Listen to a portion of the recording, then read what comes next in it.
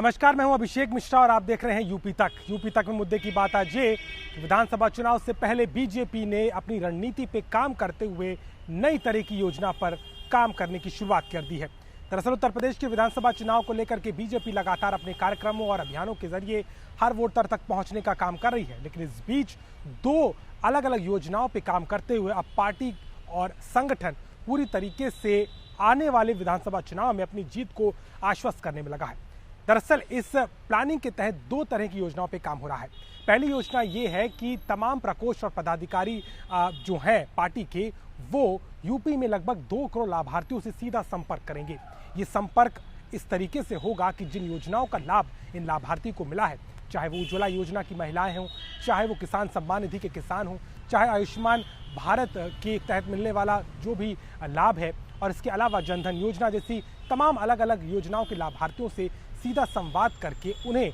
सरकार के कामों से तसल्ली दी जाएगी और उन्हें ये बताया जाएगा कि आने वाले समय में सरकार आने पर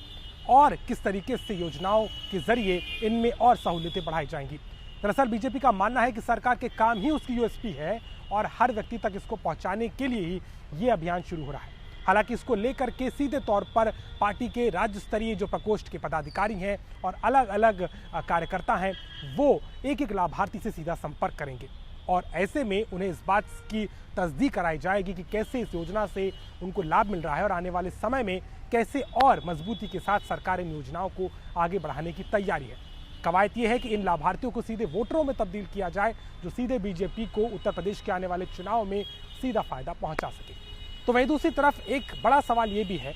कि पार्टी में लगातार अंदरूनी कलह और नाराजगी भी कई कार्यकर्ताओं की हर बार चुनाव में देखने को मिलती है। ऐसे में से निपटने के लिए बीजेपी ने दूसरे प्लान पर भी काम करना शुरू कर दिया है,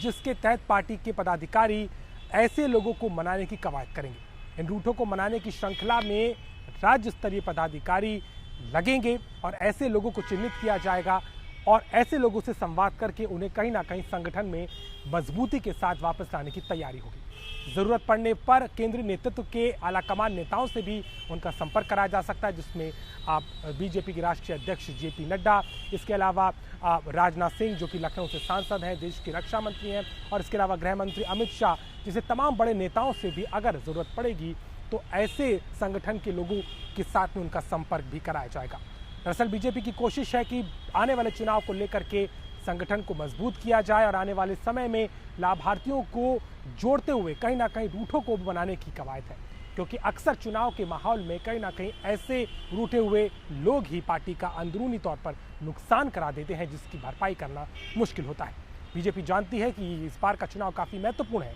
ऐसे में किसी भी तरीके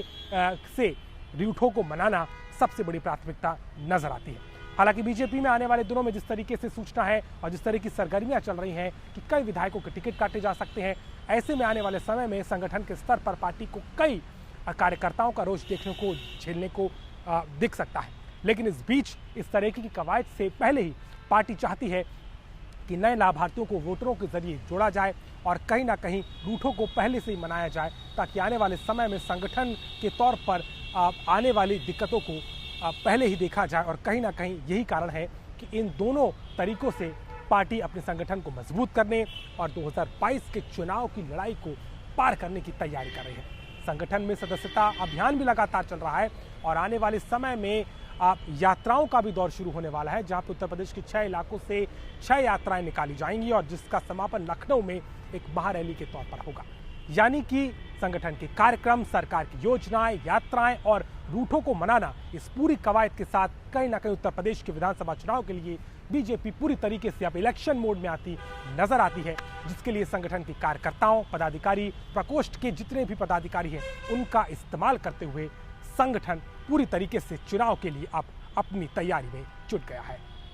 तो मुद्दे की बात में आज के लिए बस इतना ही। देश और दुनिया की ताज़ा तरीन खबरों के लिए आप देखते रहिए यूपी तक और विधानसभा चुनाव से जुड़ी हर एक विशेष कवरेज को आप देख सकते हैं हमारी खास पेशकश यूपी किसका में। आज के लिए बस इतना ही। नमस्कार।